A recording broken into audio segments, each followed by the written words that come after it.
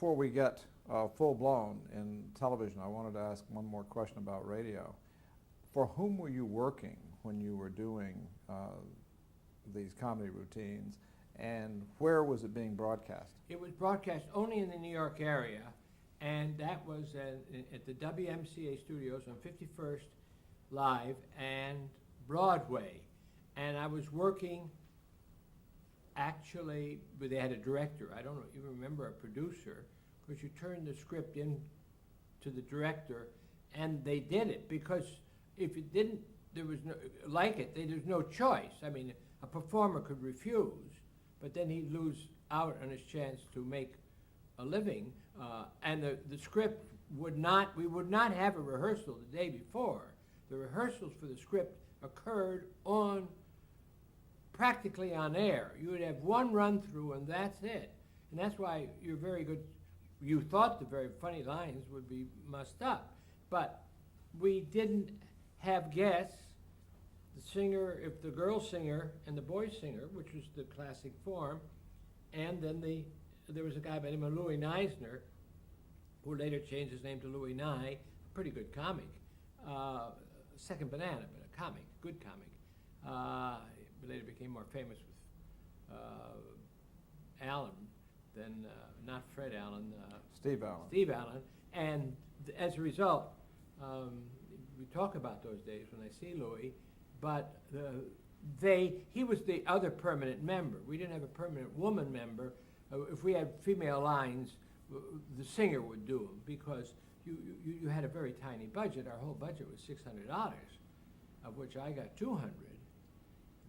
They had a three-piece band that got 100. That's 300, and therefore it was very simple, important show. Was most of radio live at that point? All radio was live, and still in '48. We didn't really permit, or NBC didn't permit any recorded music, but they were still, using wash tubs for sound of a flood, and hoofs were always done by two, and if it was a stampede, it would be by three people knocking wooden blocks together. But that was very common, still. And where was your context at that time? Where were you living in New York? I lived in a one-room subway apartment when I paid $4.50 a week on the West End Avenue. $4.50 a week? Yeah, $4.50 a week. And so I was living very well. I didn't entertain lavishly, but I was getting $200 a week. And I was living very well because I had very few expenses. Clothing, I learned then that you could buy anything you wanted in New York at any price and still look very nicely as you walked down the street or pursued girls. And Schraff's was our leading restaurant chain, or Horn and Hardart then. And New York, like now, is still the most exciting place in the world, and you could eat very well, and most of all, you spend an awful lot of your time going to entertainment events and paying for them. And you went to all the shows, you went to all the films, and you occasionally went to nightclubs, but not a lot.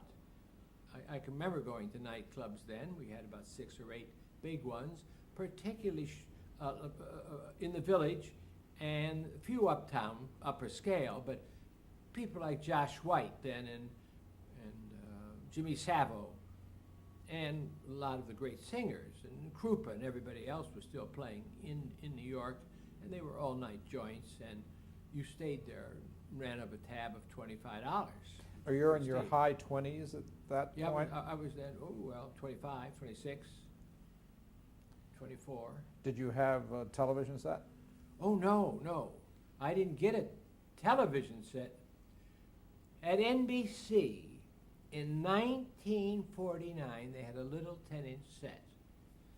And General Sarnoff, who was then head of RCA, gave all the people in television, I just moved into television news, And I was one of 100 people selected. They didn't have more than 100 executives, but I was selected to be given a television set. And I was given a $40 allowance because on Saturday night we were supposed to invite people into our house, my house, and they paid, I was paid to entertain them and show them television. They're supposed to be people of substance, really, either write a column or had an interest as an advertiser or opinion makers. I don't know. They weren't governors, but they were important people. And the general did that because RCA made the sets and NBC was part of the RCA family and the most powerful entertainment communications force. You couldn't buy a half-hour program in radio on the air.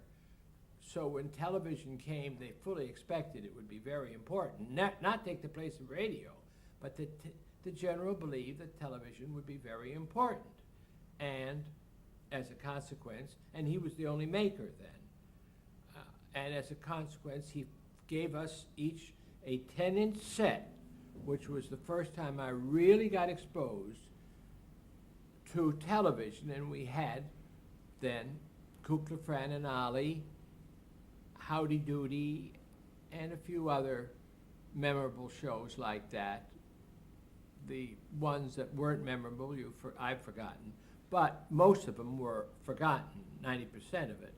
And they were really test patterns so that both in black and white and color, that when the installer came to your home, it was very important that you had a program on so he could show them the picture and show them how to make it lighter or darker. And it wasn't just color. Listen, by the time we got to color, we were trying to show a red dog, and everybody got all excited because they saw a green dog, and they thought it was supposed to be a green dog.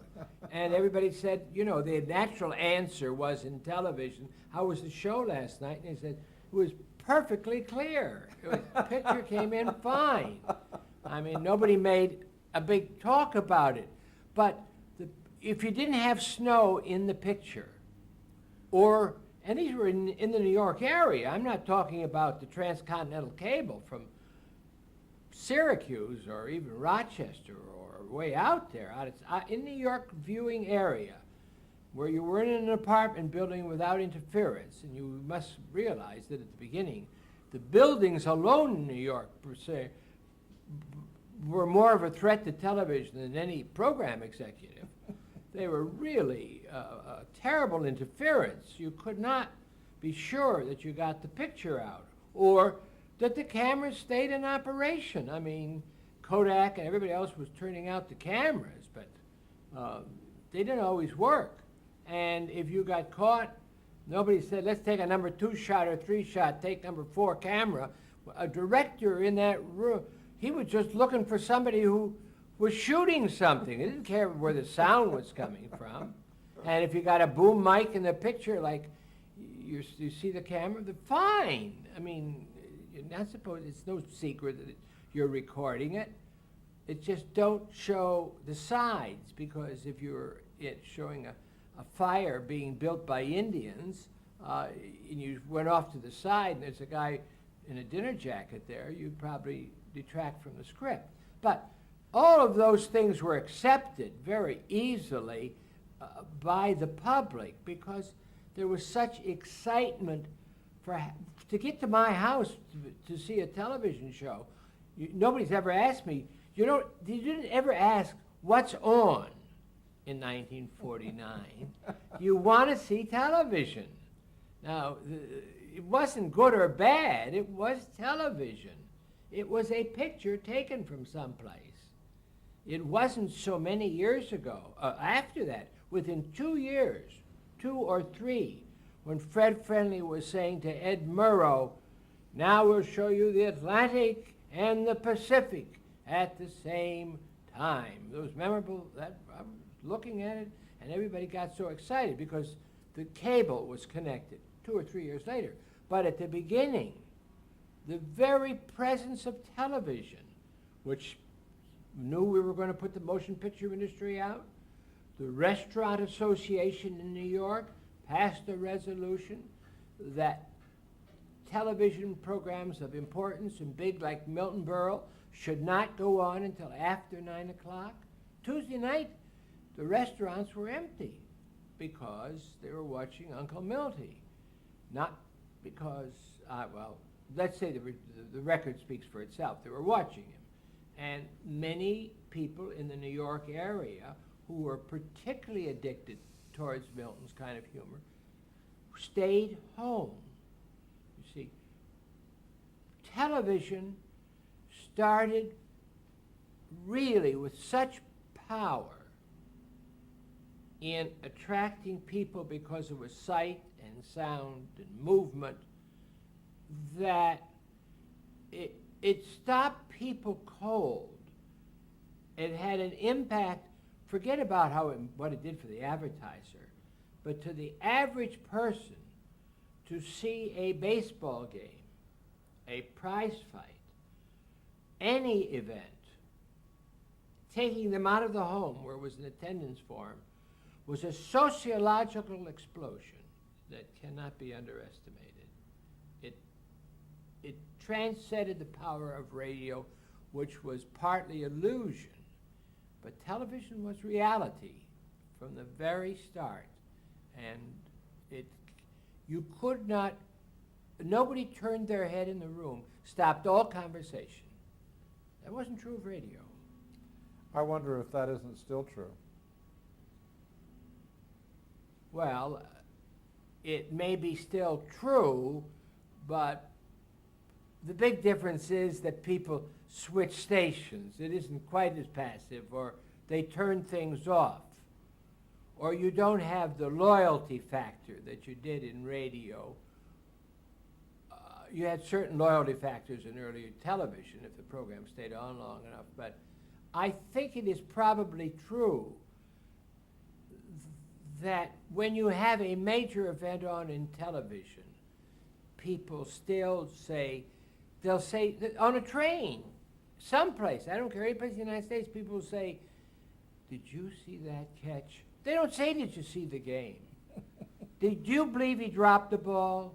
No. Well, I mean, you know, that kind of a thing shows that you're probably right. I would think it has the same power, except there are few events that have the same power. When did you move from press agentry into the programming department? 1949. And how did that happen? They needed somebody to work in the news department as an assistant to Davidson Taylor, who knew where the fourth floor was. Everything happened on the fourth floor.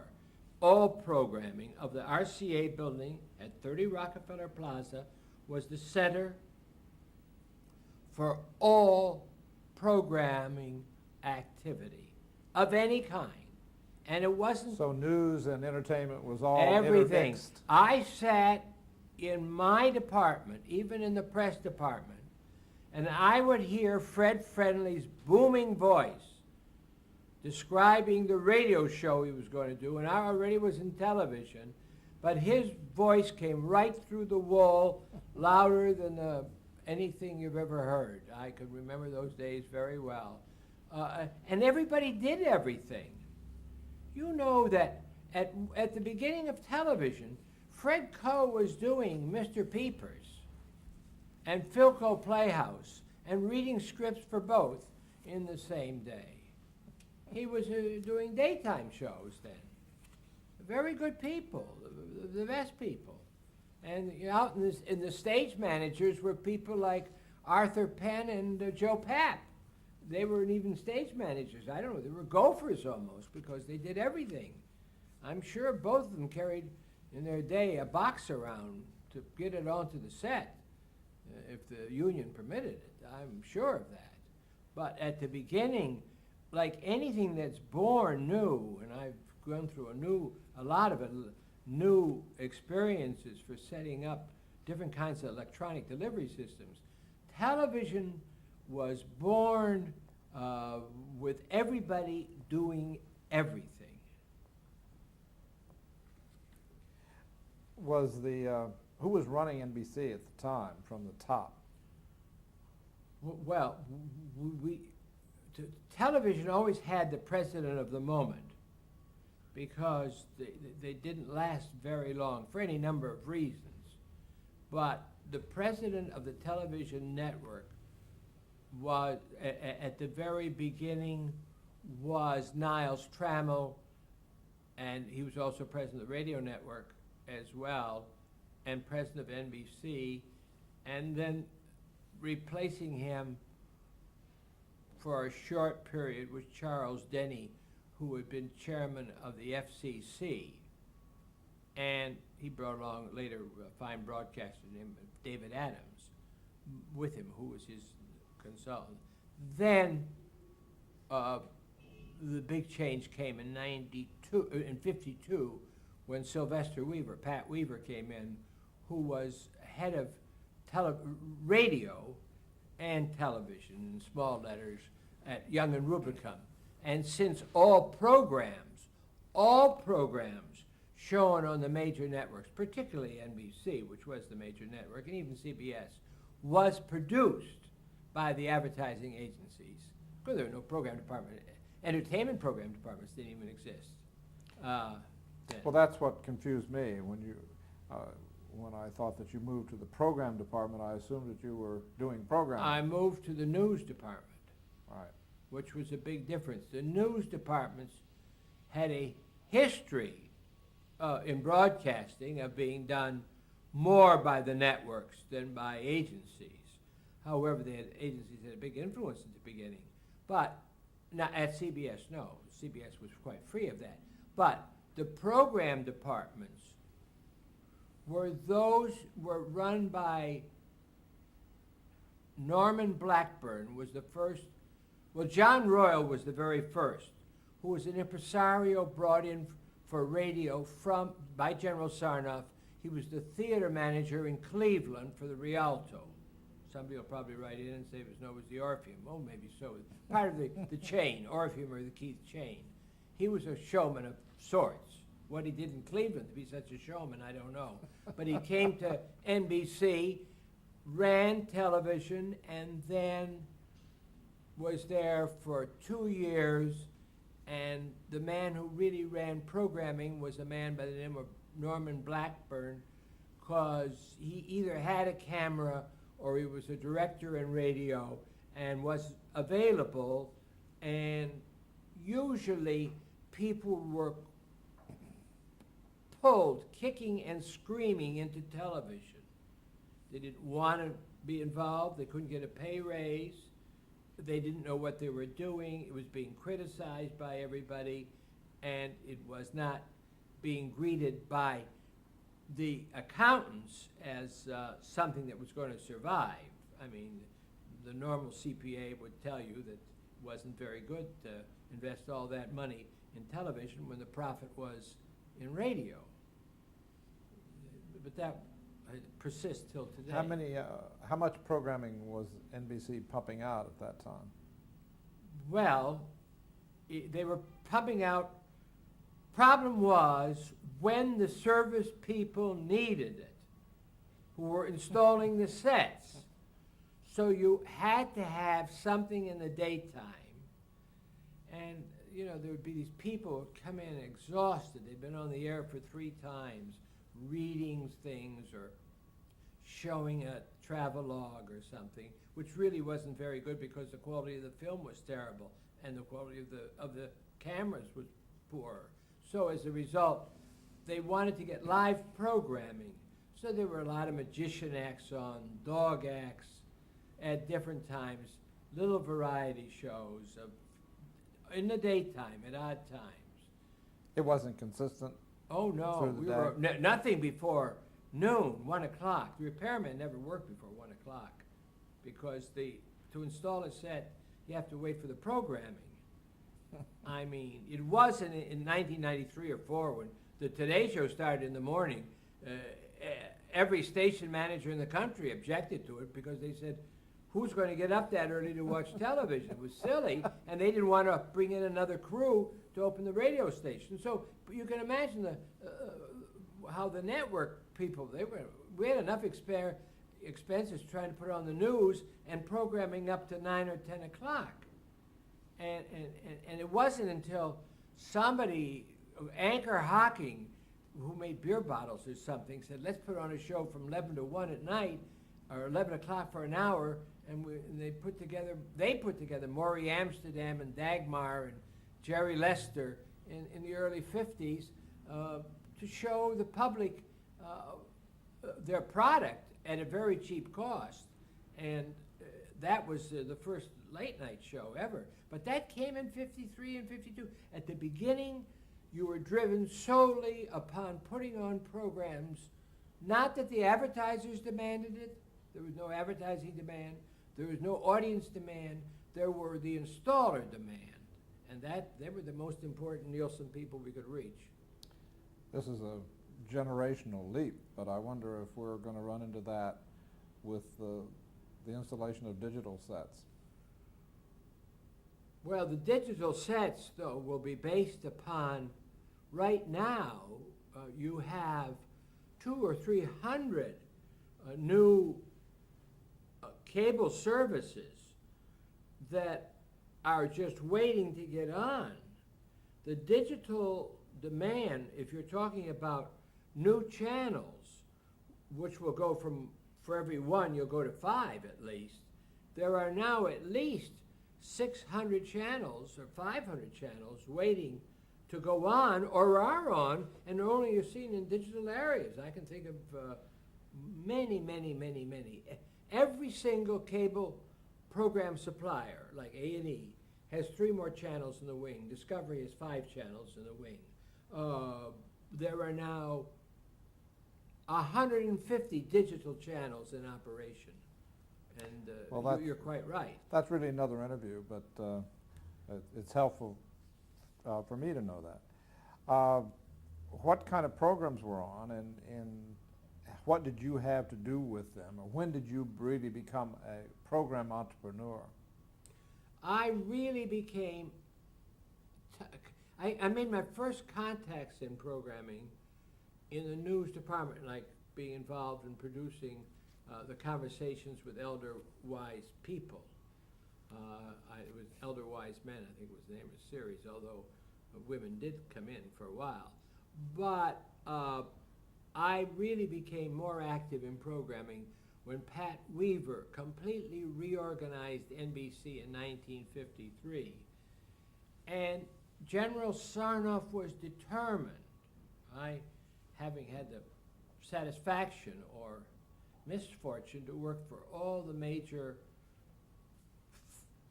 people except Alfred Dumont, excuse me, but General David Sarnoff, William Paley, Frank Stanton, Leonard Goldenson, Tom Murphy, I mean, all up to Murdoch. I've never worked for Murdoch, but I have worked, when I say worked for, I mean had daily contact with those people. General Sarnoff, who was an engineer primarily, believed in extending television into the homes. He didn't care about programming except for very quality shows like Toscanini or the NBC Opera series. He believed totally that the delivery system, meaning television, and color television later on, was the answer. When Pat Weaver came in, he wasn't in conflict with the general at all, because Pat Weaver's background, who he had produced the Fred Allen show, he had produced 8 of the top 10 radio shows. He had been advertising director of the American Tobacco Company. He knew every phase of it. So when he created, he said, television in general, if you really want to, I was in the meetings, when you really want to do something exciting, you've got to do it in spectacular form. The spectacular was the early name for the special. And the special, which we call now, were unheard of in radio.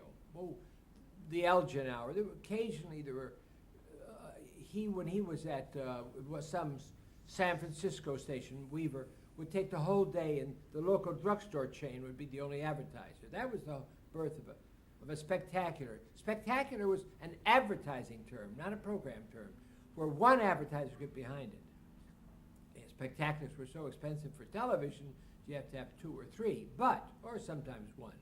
But he started a program department made up of the best trained advertising agency people.